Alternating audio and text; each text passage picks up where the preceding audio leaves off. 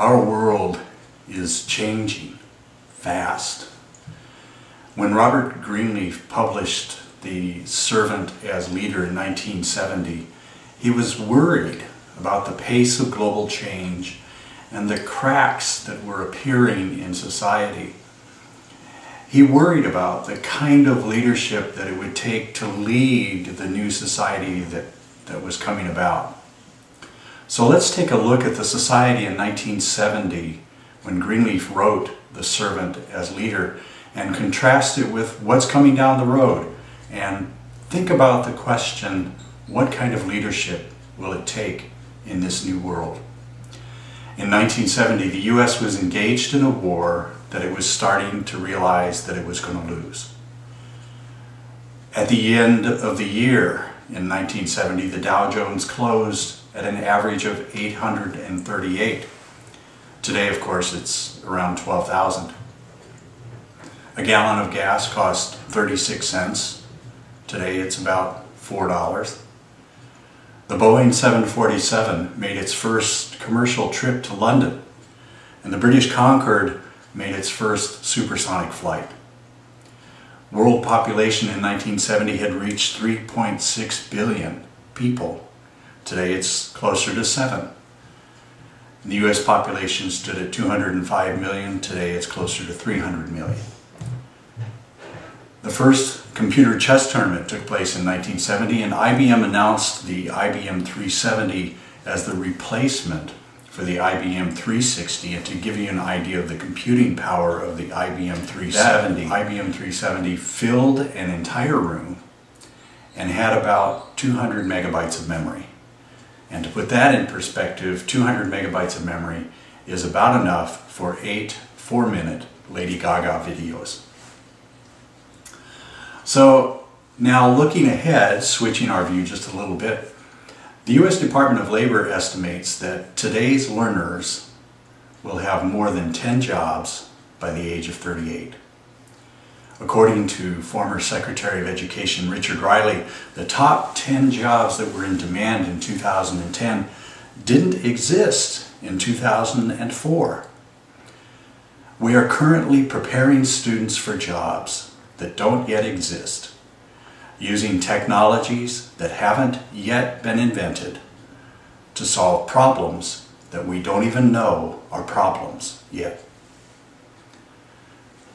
Even farther down the road, experts tell us that the global economy will change dramatically.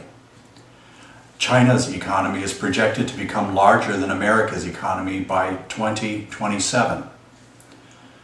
America won't be gone, but we will be operating in a multipolar world in which the United States and the BRIC economies, Britain, Russia, India, China, will become collectively key for the rest of us.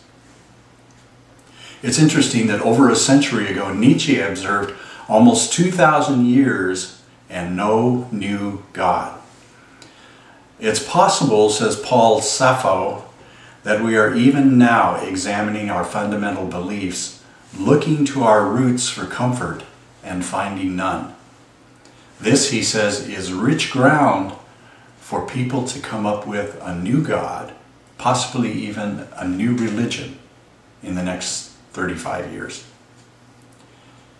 By the year 2036, says John Patel, Google, Facebook, Apple, and Twitter will have been replaced by companies yet to be launched, and we will be communicating with our computers mostly by speech and gesture. Keyboards and mice will be almost obsolete.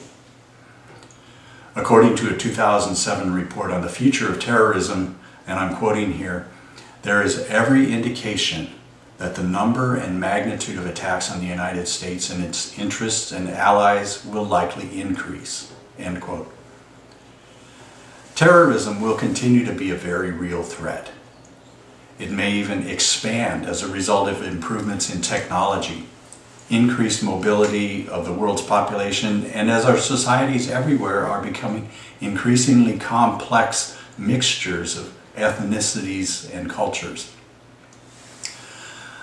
So all of this change is going on We're going to be moving forward in a very dramatic way on very many fronts, and yet in the year 2036, and even today, we are still challenged and saddled with some amazing challenges. Almost half the world, over 3 billion people, live on $2.50 a day. The gross domestic product of the 41 heavily indebted poor countries, about 567 million people, is less than the wealth of the world's 7 richest people combined. Nearly 1 billion people entered the 21st century unable to read a book or even sign their names. Less than 1% of what the world spent every year on weapons was needed to put every child into school by the year 2000, and yet it didn't happen. 1 billion children, 1 in 2 children in the world, live in poverty. 640 million live without adequate shelter, 400 million have no access to safe water, 270 million have no access to health services. 10.6 million people, children, died in 2006 before they reached the age of 5, for roughly 29,000 people a day. About 25,000 people die every day of hunger or hunger-related causes, according to the United Nations. This is 1 person every 3.5 seconds. Unfortunately, it's always children who die the most. And yet, amazingly, there's plenty of food in the world for everyone. The problem is that hungry people are trapped in severe poverty. They lack the money to buy enough to nourish themselves. Being constantly malnourished, they become sicker and often makes them increasingly less able to work, which makes them even poorer and hungrier. And this downward spiral often continues until death for them or their families. So given this dichotomy of being, states of being in the world, this complexity, what kind of leadership, we ask ourselves, is going to be needed to survive and succeed in this ever more complex, ever more interdependent world? Greenleaf, Robert Greenleaf, might agree with the quite prescient article published by management guru Peter Drucker in 1989, who said, "The challenges of the coming decades include the environment, terrorism, third world integration into the world economy, control or elimination of nuclear, chemical, and biological weapons, and finally control of the worldwide pollution of the arms race altogether." Drucker said, and I quote, "It all requires concerted, common, transnational action for which there are few precedents," end quote, and I would venture to say, few people adequately equipped. Vinit Nayar, CEO of HCL Technologies, envisions millions upon millions of leaders, perhaps even billions of leaders, as traditional hierarchical pyramids are not just turned upside down, but demolished entirely. Instead of individuals holding leadership positions, he suggests, different people, depending on the situation and their specific gifts and talents, will step forward to lead. This is a whole new kind of leadership concept. And he says the traditional leader at the top is left with the job of, quote, enabling and encouraging new leaders at every level, end quote. Another interesting fellow said, Joseph Jaworski, suggested that the future of successful leaders will be those who, quote, profound change and rising complexity, accelerating at a scale and intensity and speed never experienced before, and will need to move even beyond servant leadership to a form of what he called spontaneous leadership that emerges from something he calls deep source.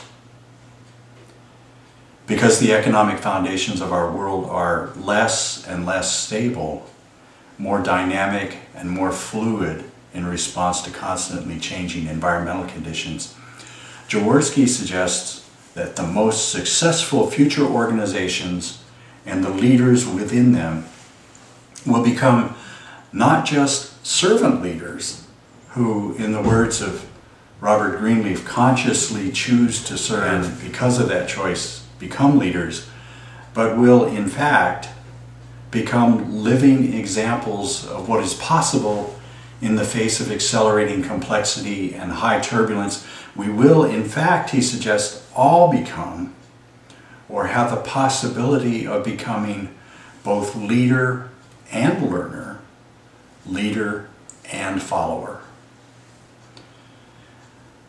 I want to conclude by pointing out the logos of the Greenleaf Center and the Spears Center for Servant Leadership.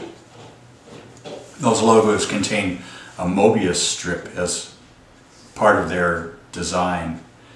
The implication is that the expectation is that a servant leader will alternate between leading and following, switching roles between teaching and learning, leading and following. But I also think it goes a little further and demonstrates a more complex relationship, not only between the leader and the follower, but also between the leader, the follower, and the world. They interact in such a way and in such a continuous, fluid fashion that as one changes, the other also changes. They interact and are affected by each other. And so the future leaders of the world, working in a more complex, integrated environment, perhaps even confusing environment, will find it more and more difficult to seek resolution and congruity. The leader of the future, then, must be nothing less than a truly whole person seeking to build and nurture a whole community of fellow whole seekers.